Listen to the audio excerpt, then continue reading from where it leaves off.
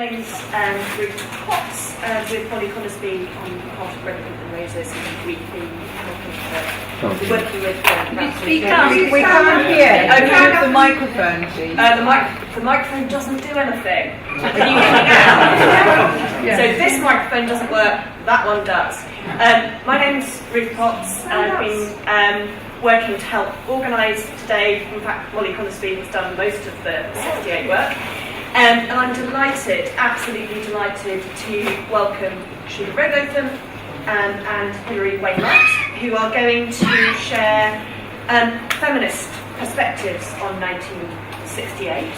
So there are we're having two short reflective talks, sharing some personal memories and some thoughts about the links between the events, movements and ideas that surfaced in 1968, the emergence of women's liberation movement in the early 1970s, and how all of these have helped to shape their politics. So we're going to hear first from Sheila and then from Hilary. And Hilary is going to speak a little bit more about the broader legacy of 1968, and then we want to leave plenty of time for contributions and for discussions with all of you. Sheila.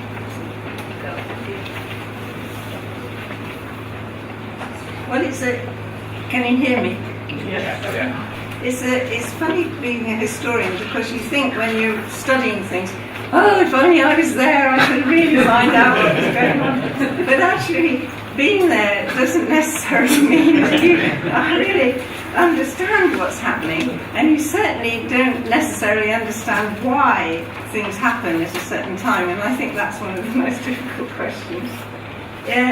It's still not easy, really, to say why it was that this critical consciousness about women emerges in the late 1960s in the particular form that it did, and goes on later to become women's liberation movement. But I do notice that at the end of 1967, I began to jot down disjointed musings on what I call state of being a woman, but definitely not feminism. There was no way that we identified with feminism, and that, I think, is really important to stress, because we saw ourselves as very distinct from what we saw as a feminism that was for professional women getting better position. And the kind of things that I'd been reading in the 60s were people like Doris Lessing, and of course Simone de Beauvoir, who's read all over the world, really. And also a woman called Karen Horney, who I've discovered in 67, who'd been writing in the early 20th century about really male hegemony over political thought and culture. And that is such an obvious concept now, but it was really hard to get to at that time. In 1968, events just happened so quickly, and the idea of change, and more than change, transformation, seemed to be everywhere, that it was very difficult to think about or reflect in that kind of musing way. And I just got in. I lived in London at the time, and I got involved with like lots of people that campaigned against the Vietnam War. But also there was a feeling that you could do things that hadn't been done before. And along with a friend, John Hoyland, we set up a thing called Agitprop, which actually the police thought was very sinister. I don't know, they thought it was some kind of, I don't know what, some sort of military revolutionary centre, but actually what it was trying to get better design for the leaflets and publications. Because there were all these radicalised art students and people around, and there was these left little leaflets with lots and lots of writing, and very little sense of how do you go about communicating. And then I got involved with a paper called Black Dwarf, which was edited by Tariq Ali, and it was through Tariq that I got involved. in selling it. I wasn't on the editorial board. For about a year I sold it and promoted it around the country, and one of the things that we did was to travel to the different occupations. And I remember I hitchhiked with the Black Dwarfs from Leeds, where I came from, to Hull, and stopping off at York University. And everywhere I went, there seemed to be occupations springing up. And we did also come to Bristol. And one of the groups that sprang out from Agitprop was the Red Ladder Theatre Group. And the origins of Red Ladder Theatre Group came from people in Bristol, at Bristol University. The speed with which things went on was, I mean, it's been said so often about the assassination of Martin Luther King, and events that were so startling. The event that really affected me, because I was teaching in East London in a further education college, was Enoch Powell's speech. And my students who were training to work on the docks met me with fascist salutes, except for one boy who refused to join in. And he and I just started arguing, and we carried on arguing. And the thing that really shifted them in the end was the fact that their mothers got involved in rent struggles in East London. And on those demonstrations, they were pushed around by the police.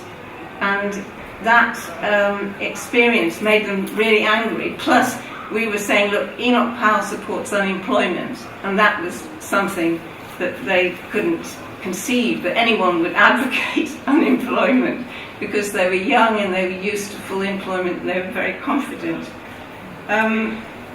We did also, as well, hear of movements among working class women of a different kind for equal pay at Ford's, and Lil Balocca and the struggle for safe trawlers in Hull. And because I was linked to the Institute of Workers' Control, I heard about that through Tony Topham, who was very supportive to the early emergence of any expression of women's ideas about what was happening to us. I think that ideas often develop not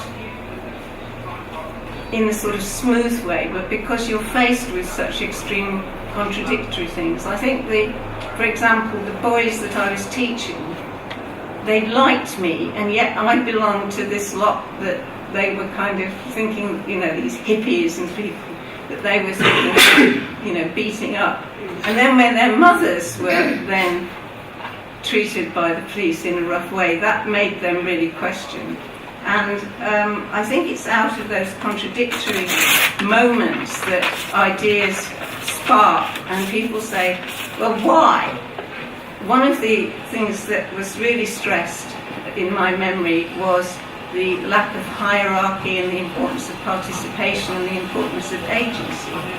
And those ideas were things which I think in the occupations, students' occupations, women were not visible, but of course women were taking part, as Sue says. And people talked to one another. And then those of us who were travelling around doing things like trying to sell Black Dwarf were also talking and saying about what we'd seen somewhere else.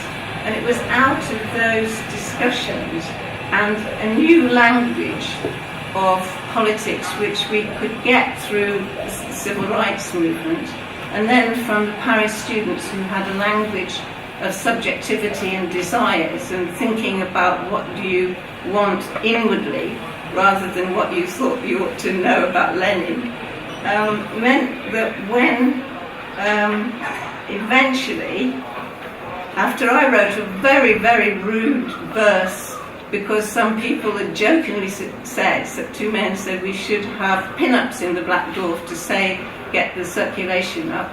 I was very angry and I wrote a very angry verse and stuck it on the wall. After that, I was kind of brought onto the editorial board because various people had joined Socialist Labour League and had left.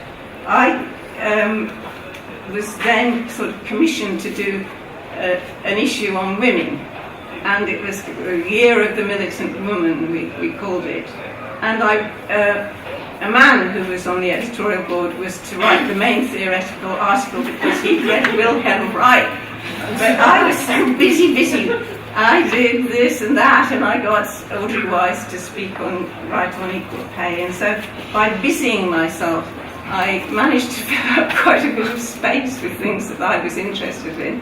And I also wrote something myself, which I wrote, I knew I had to write, not from what I thought I ought to be saying, but from my own experience. And it kind of came out like a big whoosh, and I lost my glasses. No glasses. This is very characteristic. I either lose my glasses or I lose. Anyway, I won't read it to you because its writing's too small without my glasses, because I'm not very old. But the thing did come out like a great whoosh, and after it, a man who was a trade unionist said to me, "Oh, well, you really managed to express all these sort of feelings of your own." And he was very scornful. And a young woman who worked on Black Book, who was 17, who was the secretary, said, "It's not just Sheila that thinks these things." And that feeling of not being alone was absolutely vital. And I think that's what happened to quite a few of us. That would have been right at the beginning of '69. Groups started to then appear. But one of the things that I think actually Kevin said about the fact that there are things that are going on invisibly in a culture long before you actually get the political expression of that in a movement. And one of the things I think, as well as the obvious things like prefigurative ideas coming from the American New Left, and the slogan of the personal is political, which actually came from the American New Left. But it was also, right through the 60s, there'd been a lot of emphasis through movements like folk music and then the development of oral history on experience and validating personal experience and people's voices from below. And those ideas were taken up by art students who created what they called workshops, radical art workshops in London. And there was also, of course, theatre workshop, which is radical theatre. And we took the name, when we started, the little groups got together and formed in London the Women's Liberation Workshop with the idea that we wouldn't be hierarchical. I think that by 1970 we had about 10 groups in London, and after the conference that we had in Oxford in 1970, suddenly we had 70 groups, and a friend of mine was saying, "I have to tell them, we can't cope with any more groups. We didn't have a structure to cope with this mushrooming of the women's groups." I think the excitement and interest that went into those meetings was rather like Sue described, the ways in which you are in a meeting and you can really search together and collectively develop alternative ways of thinking and understanding through being together. And it's only rare times, like in my experience, this happens in left politics. But it was something that happened in the early days of the women's liberation. We did stress consciousness raising, and we were influenced by the Americans in that. So that officially meant that everybody had a voice. But in practice, there's no simple way of any form of politics, I don't think, that solves all the problems. And other problems did come out of our ways of organising. But I just do believe still they were so important, because I know that I personally, and many women who went through those early women's groups, I don't think we could have possibly done and been able to participate in left politics and in the women's movement if we hadn't gone through that experience of creating confidence through mutuality.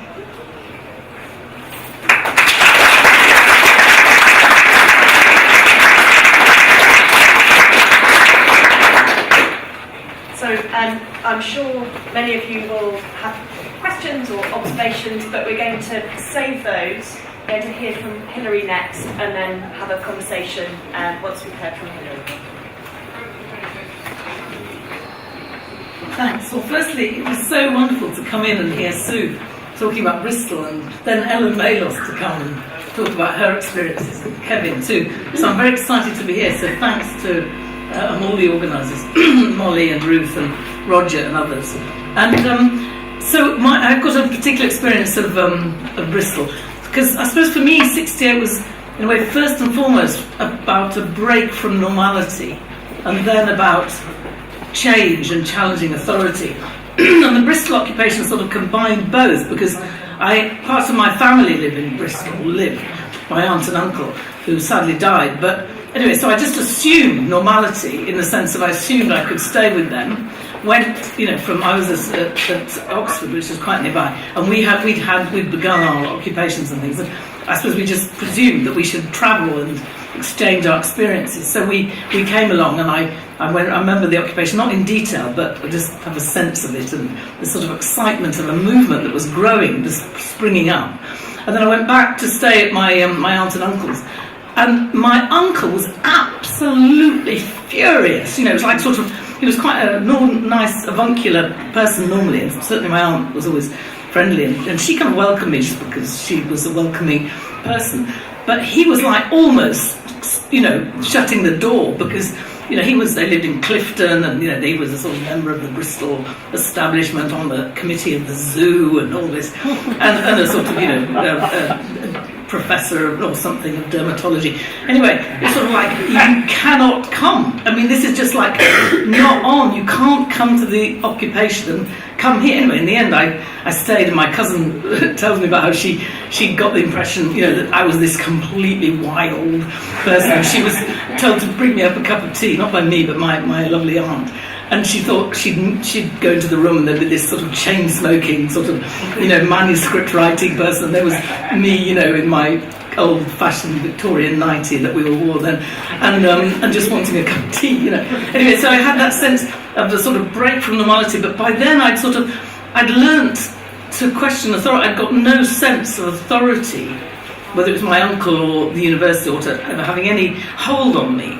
And I think that was the other key point, that sort of sense of change being in the air, anything being possible, and really I had no sense. I remember my principal at my college at the last year asking me what career I'd got in mind, and I had no sense of a career, the idea that the institutions would continue, that all these professional institutions that one was meant to go into would continue, was completely, so I was just assuming I'd carry on and do another degree and carry on being a revolutionary, and but she said, well, you might not get sufficient good degree. And so I thought, oh, what do I do? And I remember sitting there and sort of looking at the wall and thinking, what on earth? So I'd say, maybe journalism, Anyway, but I don't want to. It's sort of difficult because I want to reflect, but it's sort of brings back all sorts of stories.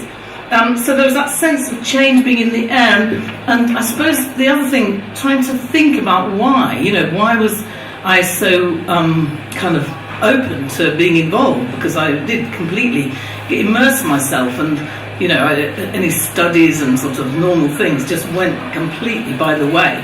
And I was thinking, although there's 68, and I'll say something more about the impact of those events of France and Vietnam and the internationalism of it all, which I think was crucial in breaking the bond between us and the nation. I had no sense of a loyalty to the nation, to Britain, to the British state. I mean, I'd been to a Quaker school where we'd been educated to think, internationally. We'd also been educated to think of authority as sort of contingent. So we learned it's a good education, Quaker education. We learned that actually laws were simply, they were human constructions, and if they weren't in line with our morality, we should break them. So we were taught about, I remember, Corder Catchpole. He was a guy that broke the law, was a conscientious objector and broke the law in during the First World War. So I'd already got a sense of breaking the law, breaking rules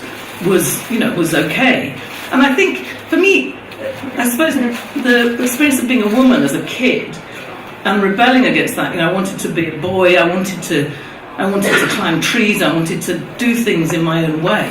That combined with a sort of general sense that change was in the air. I remember listening to the news about, the ending of colonialism, or, at least political colonialism in Ghana, and, you had a sense that change was happening. The music, I remember before Beatles and Rolling Stones, there was rock and roll, and there's one phrase that we, me and my brothers always replayed, it was rock and roll, rock around the clock, at midnight, pull your pants down. And there's this sort of sense of sort of just breaking normality. And, I felt it first, my parents were very, they were quite liberal in a way, encouraged rebellion. But I internalised that aspect, the rebellion, not the order, which they also believed in. And in a way, they had to recruit the brownies and Girl Guides, which I had to join, in order to back them up. So I sometimes remember when I'd been naughty, as they say, my mum pretending to ring up the brown owl and say, Hilary won't be coming tonight because she's been naughty. I thought, oh my God. And then I just began not to care. I remember got this image of my, fuck the brown owl. And I had this image of myself determined to escape, leaving home. I just remember myself in the hall. I don't think I was particularly packed, I probably didn't have my toothpaste, but I just wanted to go. And then at school, we got organised to challenge the authority of the headmistress, there was also contradictions then, because epitomised at my school, she was, as a Quaker, she was going on the Aldermaston March. I really wanted to do that, but she wouldn't let us do that, but she would let us. This was a boarding school, so you're not normally let out, but she would encourage us to go to meetings, about Vietnam, student Christian meetings, set up an amnesty group and allow some hairy hippie from the university to come and tell us how to set up the group. So we had all this openness. At the same time, we had a brother school, and we were not allowed to wear makeup. If we went for a walk with a boy, it had to be in Roundtree's Park, the Quaker Park, and we had to be with another group of women, another, as it were, couple from the Mountain Bootham. And so everything was restricted in terms of our daily life and our sexuality. So I already got the sense that sex was like, part of the rebellion. So there are all these personal things that sort of built up this challenge to authority and this sort of notion of, I suppose, also challenge. I want to end up talking about knowledge, because it was also this sense of breaking a bond between authority and knowledge, the idea that those in authority knew what was best for you. That began at home, but then school, and then university. So I think that a crucial part of the experience in university was actually challenging the forms of knowledge that we were presented with. And firstly, we did challenge the courses. I was doing politics, philosophy and economics, which was meant to be a training to be a civil servant or a politician. So we organised counter courses, and there was, as well as this challenge to, the institutions, the authority structures, there was also this challenge to the forms of knowledge and the content of the courses, and the relationship between the university as, preparing us in terms of the content of education for maintaining the status quo. So in rejecting the status quo, we needed to reject that body of knowledge. And I suppose the impact of 68 was not just Paris, Vietnam, Mexico, that sort of resistance in the West, but also the movement in the East in 68, particularly in Czechoslovakia. So there was this sense of the old definitions of socialism collapsing, with good reason. I mean, in the Soviet Union, in Czechoslovakia, particularly with the revolt and then the tanks and so on. And that gave us this sense of searching for a new kind of socialism. And when the women's movement emerged, I at first, a bit like Sheila, I didn't identify with sort of feminism. I thought, well, I'm already kind of emancipated. I remember cycling down to the conference and then, learning about housework and rejecting it, and which I'd sort of done in practice, but there it loomed ahead of me. I thought, no, we can't accept this.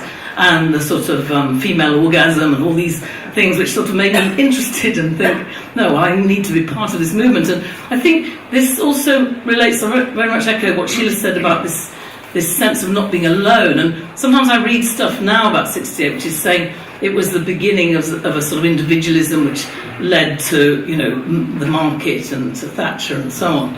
And although I want to stress this ambivalence about the legacy of 68, it wasn't just individualism, it was individualism through sociality, through solidarity.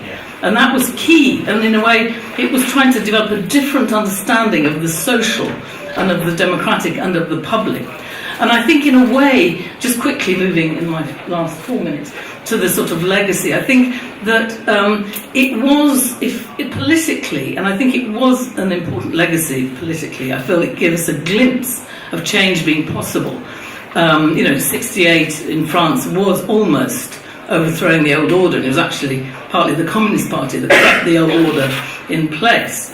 But we had that sense of a possibility, and it gave us a sense of a different way of going beyond the post-war settlement, going beyond 45, through democracy, through deepening democracy, through participatory democracy. And there the experience of the US and the SDS and the Port-Huron Statement, which explained and developed participatory democracy, was key. And in a sense, just quickly to move on, when the GLC, opened its doors to the radical left, or the radical left won control, and Sheila and I and others, were kind of appointed as like political officers, you had that sense of 68 in office.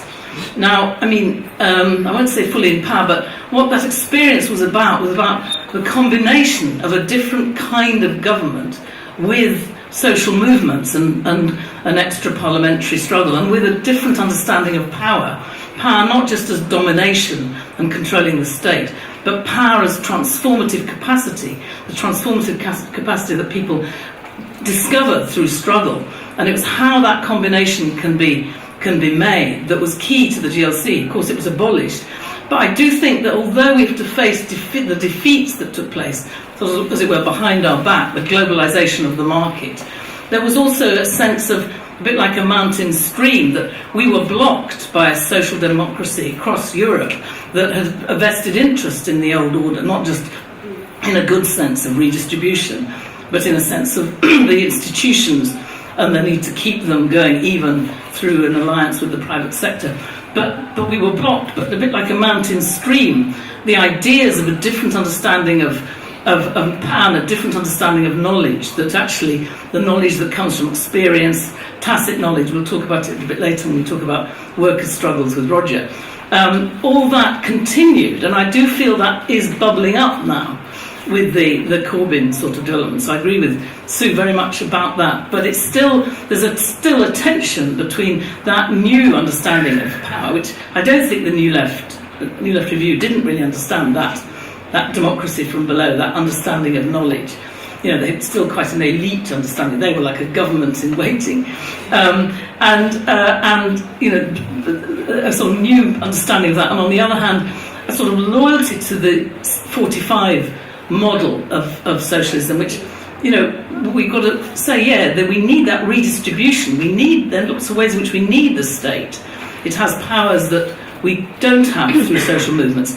But unless there is that transformative capacity supported in the movements, in society, then we won't achieve socialism. And I think developing from that tension is crucial to the future of the left. Thanks.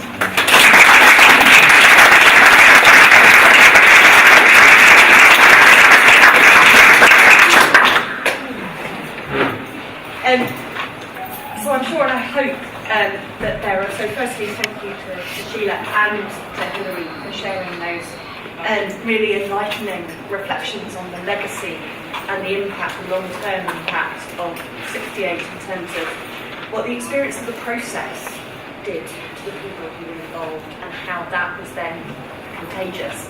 I'm sure there are a lot of questions, so what I'd like to do is take them in groups of 3, or observations or comments. And as you, if you could just say your name and either stand up or just raise your voice so that we can all hear the questions.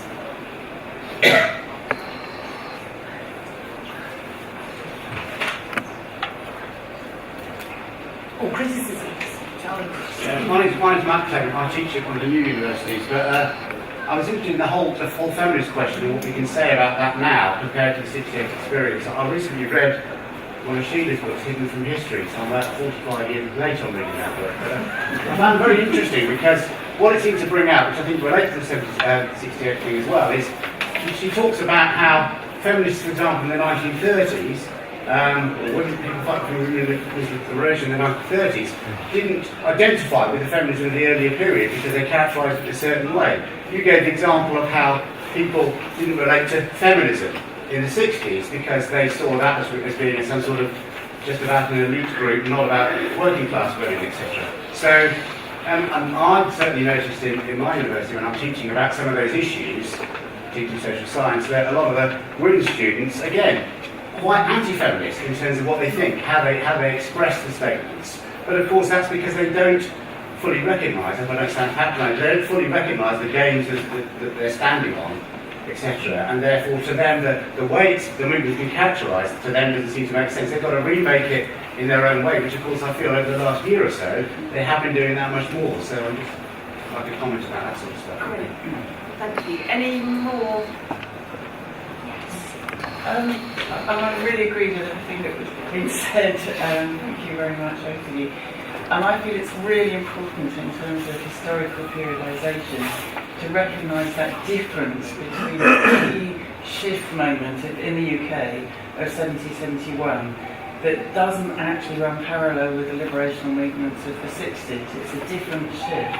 And I think often they're conflated, and I don't think that's very helpful. And certainly my personal experience, and I remember I was really nice statement to you at my age, it was like a light bulb moment. You know, I'm just a few years younger than Sheila, so I wasn't in that debate that's building in the 60s. It was really when it came out in the early 70s with the Conference of Oxford and so on. It was like a light bulb moment, and lots of us felt that we'd been walking around in a dark room, bumping into the furniture. The light went on and we went, oh, that's the furniture. That's why I've been bashing my shins. I just didn't realise it was that complete, in a sense, that sort of real moment of recognition of what it was that was happening to us as women, and joining that up with our radicalism as left-wing activists as well.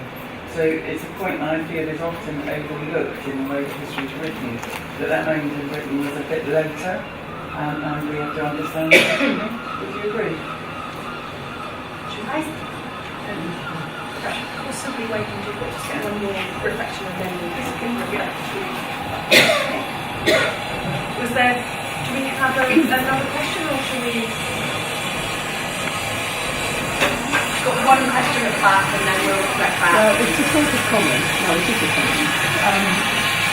The light bulb moment, I think, so I think we weren't always in the same room with the same furniture. And I think we have to recognise that, you know, the women's movement in the 60s was so varied, so ad hoc, so kind of creating itself from inside itself, that it was, I mean, I used to say sisterhood is powerful, but it's certainly not always friendly. And, you know, I mean, there was a lot of argument, and sometimes about very important things, and sometimes about things which seemed incredibly trivial, but which they were deeply felt. And so, I mean, again, as people said about 68, it was such an exciting time that in general, I mean, I think especially in Bristol, I think London was more factional because there were more people who could hate one another. But we had a sort of structure where we had all these meetings Like we had meetings every night of the week because not everybody could get to every meeting, and you had to get to every meeting. And so, you know, they were meeting in people's houses, but we had a sort of what we called an organisation meeting, which was about, you know, trying to make sure we weren't trying to do things on the same day. If we wanted to hold a demo in the city centre, that we weren't trying to hold 3 on the same day and things like that. And so we were, in a way, more organised, but it was very, very self-organised and unbureaucratic. But we did have a structure, and that's something that wasn't always true. And I think it's important that we didn't all have exactly the same interests either, but there was enough common interest to carry us over most of the disagreements, at least for a very long time. Thank you all for those questions and reflections. I'm going to go to Sheila first and then Well, I think it's really true that it's very difficult to use just feminism, but an awareness of women's emancipation comes in different forms. I mean, it comes in different forms at different historical moments, but it also comes in different forms depending on the particular circumstances of women. And that since, you know, the movement, the Wilbur Locker supporting the trawler men, there's been lots of movements of women in support of men in struggle, which is different from women's liberation feminism, which is about the woman, individual self. And those movements, then sometimes the women who get involved in those movements relate to the ideas about women's personal emancipation as well, but not necessarily in all ways. And I think it's interesting to recognise that women's movements take different forms, even in the same period. In the different periods, I think it's really hard to completely understand. I mean, I tended to assume that feminism just goes down in the 30s because it was not really visible. And Edward Thompson, the historian who lived through the 40s, wrote me a letter which I put aside and I discovered recently. And it's really interesting talking about women like Dorothy Thompson, his wife, who were certainly very emancipated women. They were in the Communist Party and then left in '56, and exceedingly sort of conscious political people, and certainly did not suffer fools. But they didn't identify with that kind of sisterhood. They didn't feel that they needed it. They could have personal friendships with women and participate in a movement. But there was also a very strong sort of private discussions and awareness, which we didn't know about because that was, you know, the older generation. So I think it's very interesting to see how it appears differently. I think I see more continuity. I don't know whether that's a subjective thing because I lived through the 2 times as a conscious person with an awareness of the earlier 60s. I don't know that. But it's interesting to think of this as a new era of the 70s. I mean, certainly we started to sober up a bit, I think, in 1969. It wasn't absolutely imminent, this revolutionary transformation. And I have very nice memories of actually coming to visit Bristol and meeting Ellen, which I think was in the early 70s, and other people in the Bristol Feminist Liberation Group, including Susie Fleming, who had an article up. So she also got involved in the women's movement in Bristol. She later became Register Hazard. Yes, I mean, agreeing with Sheila in answer to the question about the new way in this relationship to the old, and just that, particularly reflecting on Sue's question about the relationship between 70 and 71, the early 70s, and 68. I mean, I agree it was a different shift, and I'll say a bit more because I think it also began to influence the left, because I think that after the emergence of the women's movement, women, activist women, who've been shaped by 68, and I do think that's important. I think I definitely was shaped by 68 in terms of that sense of change, and that infected my approach to patriarchy and to gender domination. And also I think 68 shaped me in terms of a notion of systemic change. I didn't say this, but I think that before 68 there were a lot of issues on which people campaigned, but 68 made everything systematic, and it also that led to an interest in Marx and system change and in class, into class. So that I carried with me into the women's movement. So in Oxford we set up a women's action group, and we did involve consciousness, but we also felt we must relate to working class women, and so we set up a nursery campaign with Blackberry Bees, which is just by the car factory, and worked with working class women and found that actually their concerns were quite similar. That the IMG at which I joined, for reasons I can explain later, but they were saying, working class women are very different. You can't talk about the demonstration against Miss World, all those cultural forms, sex and consciousness raising isn't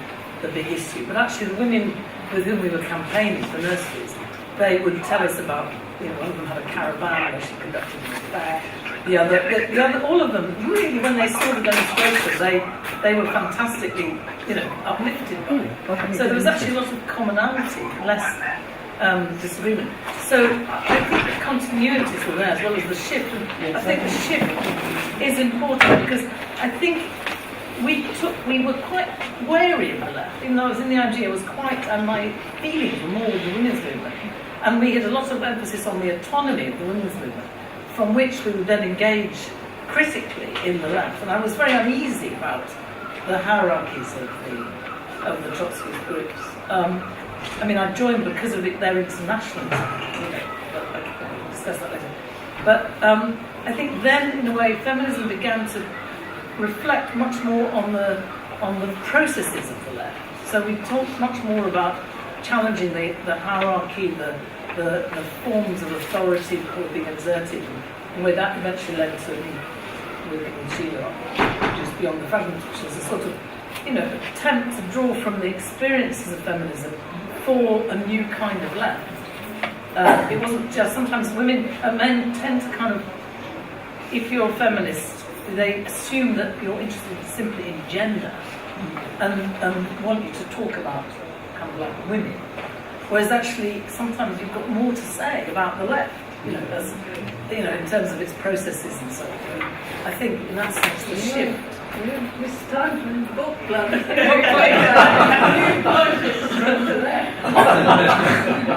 actually, just come back one final point, isn't this about feminism, but it's about new politics, and not about my book. But Tony Benn, you must have had an impact on it, because when I was researching this book, I came across a leaflet by him called The New Politics and the Labour Party, and it was all about how the Labour Party had to change in response to the movements of 68.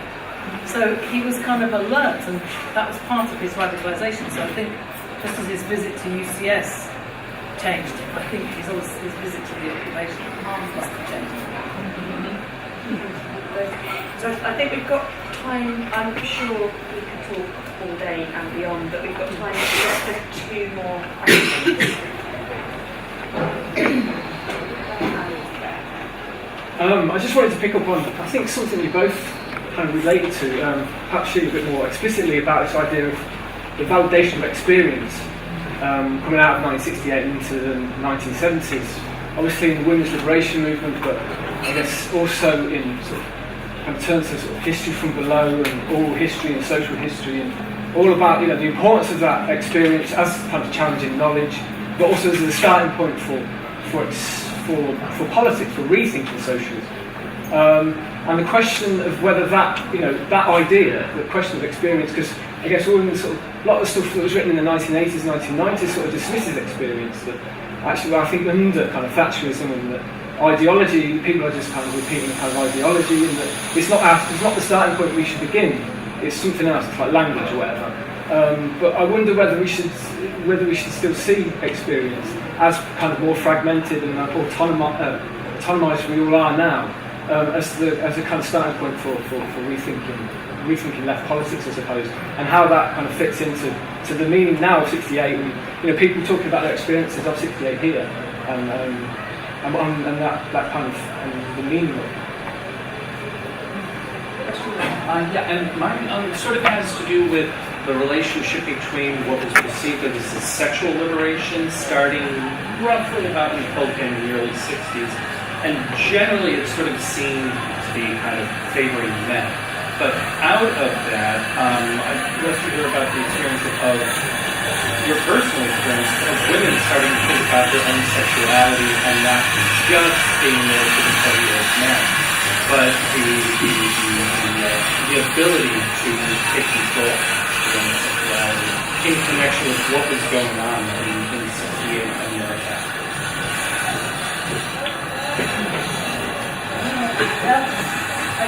I just wanted to say on the going back to the previous story,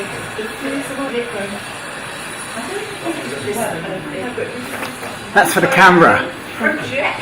There's a seat at the front if you'd like to go. I will. Standing up, I just wanted to say that I went to visit a suffrage woman who was from a working class background who organised in trade unions. And first thing she said to me, she said, "Of course, you're a women's lib," she said, "but you don't believe in working with trade unions, do you?" And we had exactly the same dismissal of the suffrage movement as being, all about women who wanted to just get on, so themselves rather than organising with unions. And the thing that I find it very difficult, this thing, I kind of like experience. I believe in people's talking about their experience.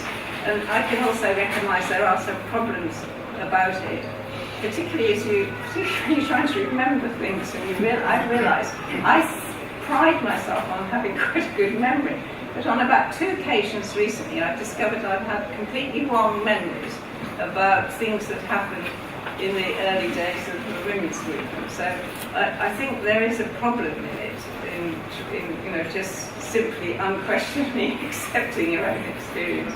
And also there are those obvious limits that you say, I know what I feel, that's it.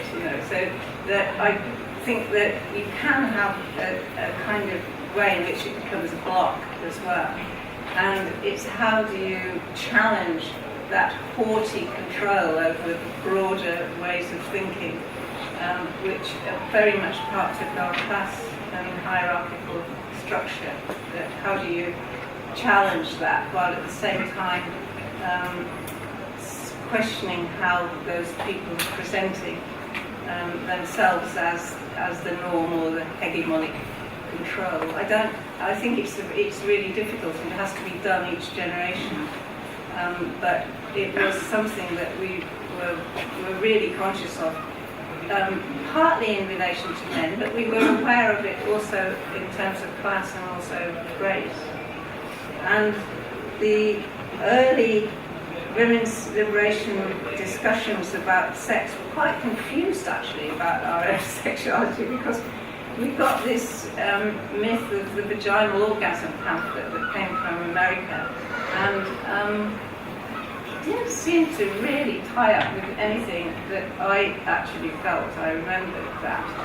And we were all kind of rather, I think, a bit sort of puzzled about it. It was really good to explicitly discover the clitoris, but on the other hand, there did seem to be something more going on. And the other thing that I was really writing myself about and troubled by was that there was a great emphasis on control, but I didn't necessarily always want to be in control when I was making love, I wanted to be abandoned and out of control. And I remember really struggling with this as a problem. But it was very difficult to talk about such things in big meetings.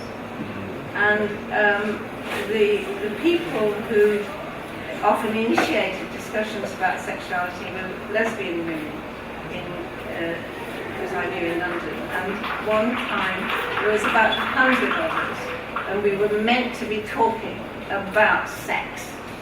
And everyone was talking about relationships and everything else.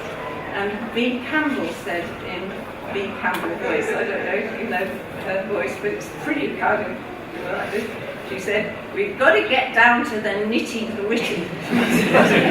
But I don't think we ever did, because I think it is very difficult to talk about actual experiences with sex. And I really admire people who can write about it.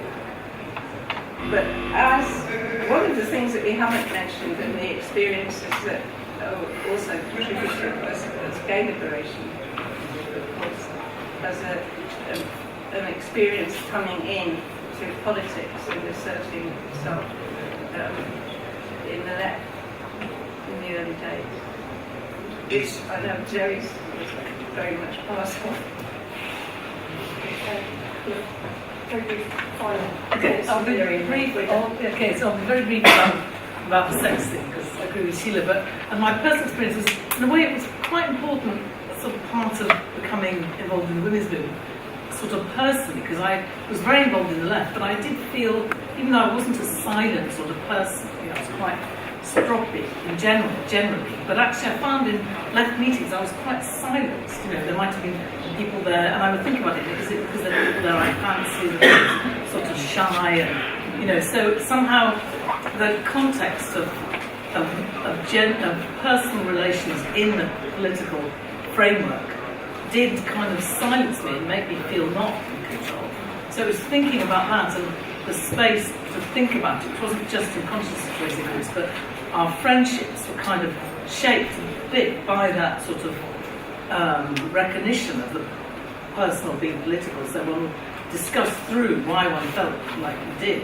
And so there was an important way in which the sort of collaboration of the women's movement on personal problems did help me become more in control. I mean, not in control, but more, control is not the right word, because it was more about feeling confident and sort of autonomous and able to determine and shape the way that one wanted to conduct sexual experiences. Anyway, and just the thing I wanted to just spend a bit more time on is the knowledge experience thing, because I really think that is fundamental. I do argue in this book that the whole foundation of the new politics must be a different understanding of knowledge. And I just very quickly wanted to contrast the approach, the haughty approach that Sheila just summarised, of the Webbs and the people that were key to designing the Labour Party, where they said, well, she said, we, meaning her husband and Fabian, don't believe in the capacity of the average sensual man, the average person, the ordinary person, which isn't really very much involved in feminism or women's, in their capacity to prescribe answers, to see solutions. They can describe their problems, but they can't see solutions. So we must bring on the professional expert. So there was a sort of contempt, even though she was very good and thought hard about trade unions and cooperatives. It was all within the sort of limited context of wage bargaining. And the idea of workers having answers, alternatives, was completely outside her thinking. And then contrast that with Jeremy Corbyn, whose appeal, I think, is partly because he exudes that belief in the capacities of ordinary people. And when we interviewed him for a paper, he said, I'll just quickly say it quick, because he said, I know it'll be very quick. He said, I never held in awe those of higher education, nor do I have a sense of superiority over those who don't. Life is life. Some of the wisest people you meet are sweeping our streets. And he'd given an example of a friend of his who was highly ecologically, living in a highly ecological way, fully aware of the impact of climate change. But it was a street sweeper.